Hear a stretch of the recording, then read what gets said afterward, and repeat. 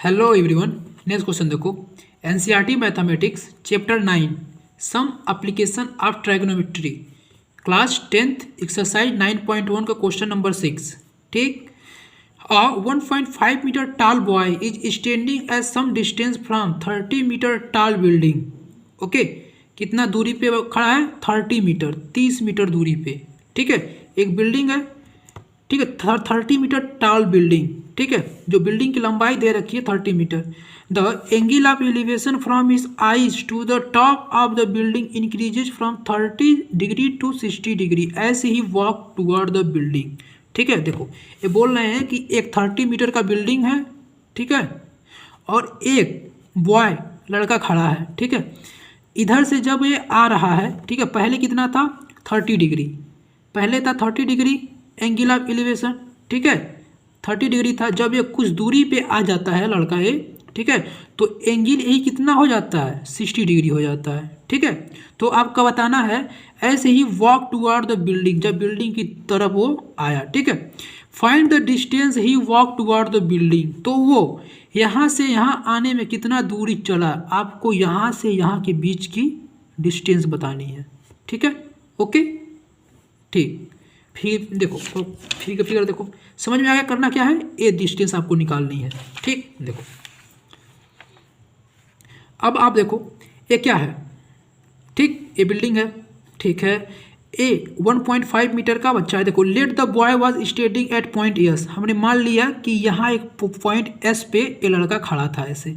ठीक है, उसके बाद देखो ही वॉक टुवर्ड द बिल्डिंग, जब ये बिल्डिंग की तरह ऐसे चलता है। ठीक है, एंड रीच पॉइंट टी, और हमने मान लिया कि पॉइंट टी पे आ गया है। ठीक है, एस से चला और कहाँ आ गया? टी पे आ गया। इट कैन ऑब्जर्व डेट, हम देख सकते हैं P R equal to P Q minus R Q. देखो जो पी आर है, ठीक है, पी आर की वैल्यू अब हमको ट्रेंगल वाला tan 60, ठीक है, tan 30, ये हम किस में लगा सकते हैं? ट्रेंगल में लगा सकते हैं। तो इसीलिए हमको ए वैल्यू यहाँ तक की वैल्यू चाहिए, ए को हम माइनस करना पड़ेगा। तो देखो टोटल वैल्यू दे रखी है 30 मीटर।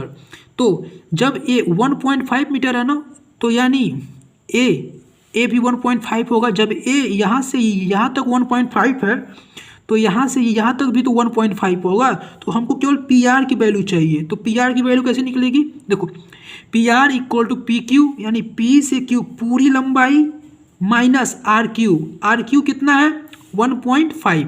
ठीक है, तो देखो 30 minus 1.5 meter that is 28.5 meter that is 27/2 meter. आप दशमलव को आसान करने के लिए फ्रैक्शन में लिख दिया हमने। ठीक है, 27/2 मीटर, 57/2 मीटर। नाउ यहाँ से पी आर की वैल्यू कितनी आ गई? 27/2 मीटर। अब देखो आपको निकालना क्या है? ए बी की वैल्यू निकालनी है, ए से बी की वैल्यू निकालनी है। ठीक है, देखो A B you have to find A B. ठीक है, देखो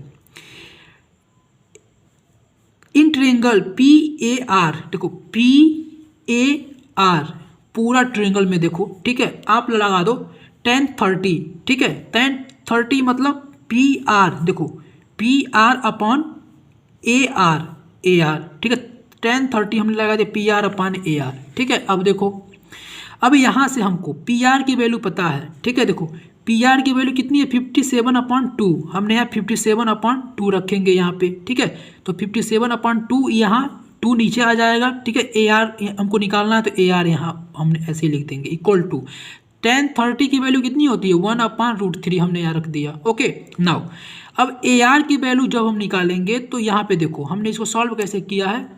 देखो 57 है ना, 57/2 ए आर है इक्वल टू 1/√3 है। ठीक है, इसको क्रॉस मल्टीप्लाई कर दो तो कितना हो जाएगा? 57√3 इक्वल टू 2 ए आर हो जाएगा।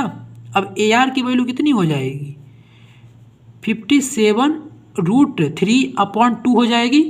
देखो तो 57/2 इंटू √3 मीटर ए आर की वैल्यू आ गई। ओके, ए आर बोले तो यहाँ से यहाँ तक की वैल्यू आ गई।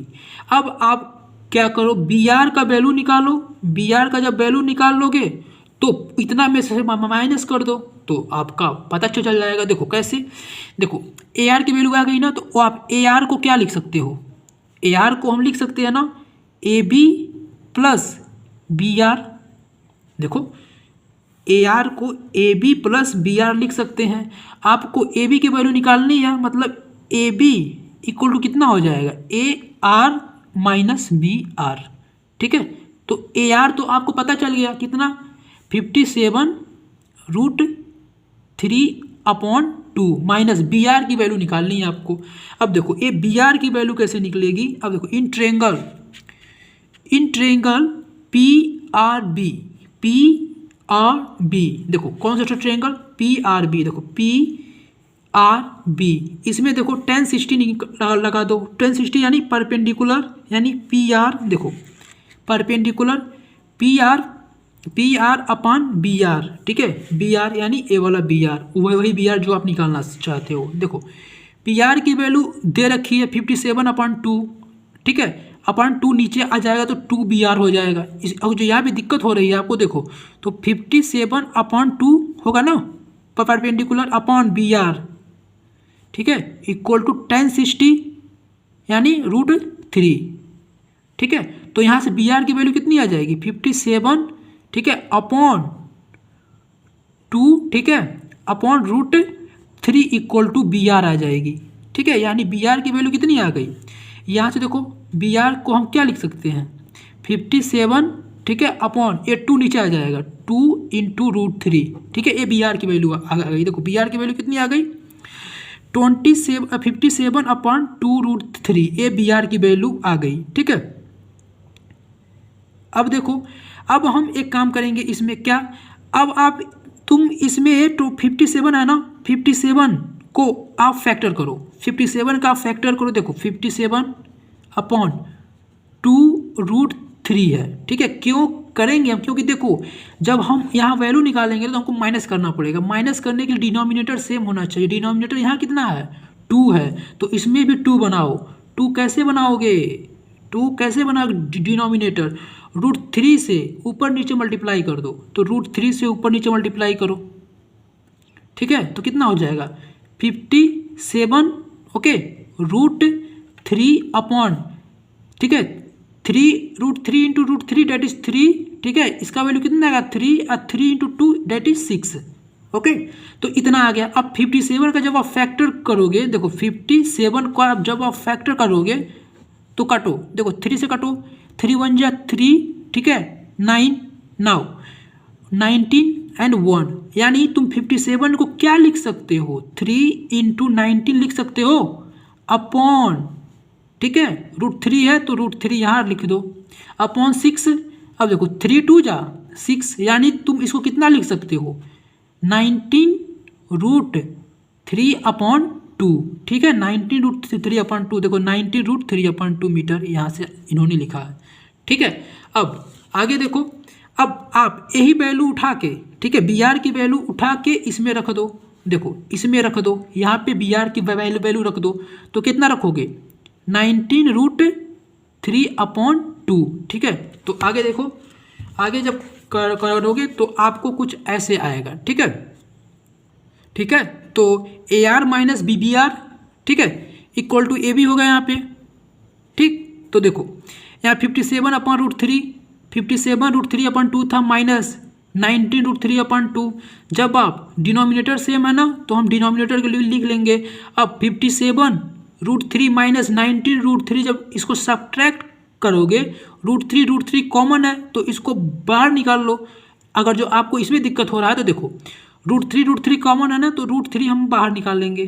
ठीक है, तो बचेगा कितना 57/2, ठीक है, माइनस, ठीक है, और कितना बचा 19। तो आप इसको सॉल्व करोगे तो इसका वैल्यू कितना आएगा 38, तो √3 × 38/2। तो ऐसे देखो यहाँ पे इन्होंने क्वेश्चन आंसर लाया। ठीक है, अब इसके बाद 2 से इसको कट कर दो 19।